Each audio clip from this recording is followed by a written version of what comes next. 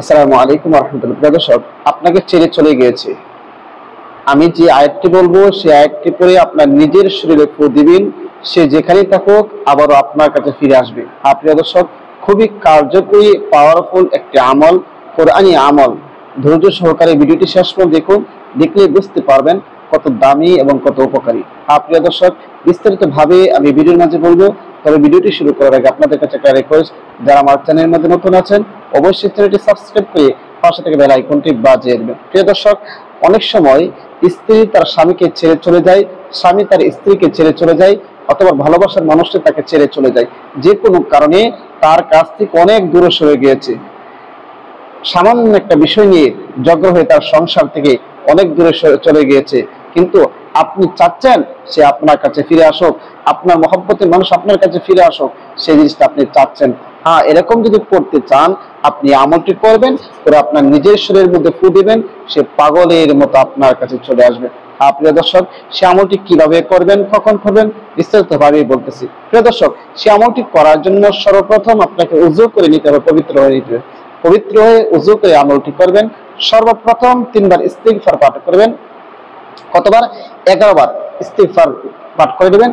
আস্তাগফিরুল্লাহ রাব্বি মিন কুল্লি যামবি ওয়া আতুবু ইলাইহি লা হাওলা ওয়ালা কুওয়াতা ইল্লা বিল্লাহিল আলিয়্যিল আযীম। 11 বার ইস্তিগফার যখন পাঠ করা শেষ হয়ে যাবে, এরপর নবীর মহব্বত অন্তরে নিয়ে 11 বার যে কোনো দুরূদ শরীফ পড়েন, আপনারা পড়ে নেবেন। আমি দুরূদ ইব্রাহিম পড়তেছি, যেই দুরূদ শরীফ নামাজের মধ্যে পাঠ করা হয়।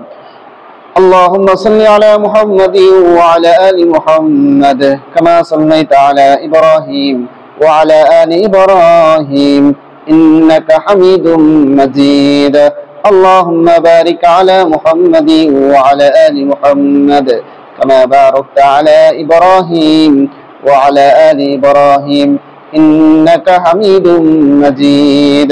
এরকম ভাবে 3 বার ইস্তিগফার এবং 3 বার দুরূদ শরীফ পড়া, 11 বার ইস্তিগফার এবং 11 বার দুরূদ শরীফ পড়া যখন শেষ হয়ে যাবে, এরপর আপনি পবিত্র কোরআনের সূরা ইয়াসিন যেটা আছে, সূরা ইয়াসিন সম্পূর্ণ আপনি পড়ে নেবেন। ইয়াসিন ওয়াল কুরআনিল হাকীম ইন্নাকা লামিনাল মুরসালিন আলা সিরাতিন মুস্তাকিম তানজিলাল আজিজির রহিম لتنذر قوما ما أنذر آباؤهم فهم غافلون لقد حق القول على أكثرهم فهم لا يؤمنون। এরকম ভাবে সূরা ইয়াসিন সম্পূর্ণ ভাবে তেলাওয়াত করে নেবেন। তেলাওয়াত করে নিয়ে নিজের শরীরের মধ্যে একটি ফু বাদন করবেন এরকম ভাবে।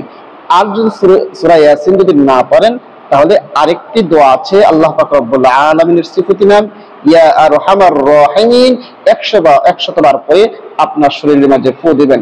ফু দেওয়ার পরে আবারও শেষে যে কোন দুরূদ শরীফ পড়েন আপনি 11 বার পড়ে দিবেন। সাল্লাল্লাহু আলাইহি ওয়াসাল্লাম 11 বার পড়বেন। আরেকটি বিষয় বলে দিই, আপনি যখন আমলটি করবেন, আমলটি কখন করবেন?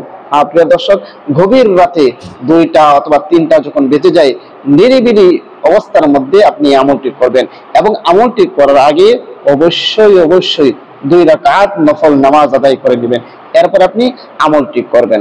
এভাবে যদি আপনি আমলটি করতে পারেন, যার জন্য আপনি আমলটি করবেন সে আপনার কাছ থেকে যদি দূরে সরে যায়, আবারও আপনার কাছে চলে আসতে বাধ্য হবে।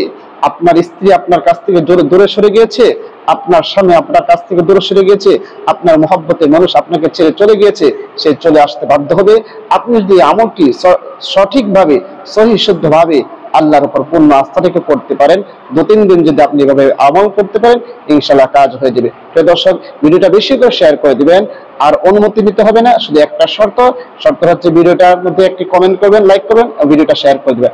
আপনার অনুমতি দিতে হবে না, এই কাজটা করলে আপনার অনুমতি নেওয়া হয়ে যাবে। প্রিয় দর্শক, সবাইকে অসংখ্য ধন্যবাদ। আসসালামু আলাইকুম ওয়া রাহমাতুল্লাহ।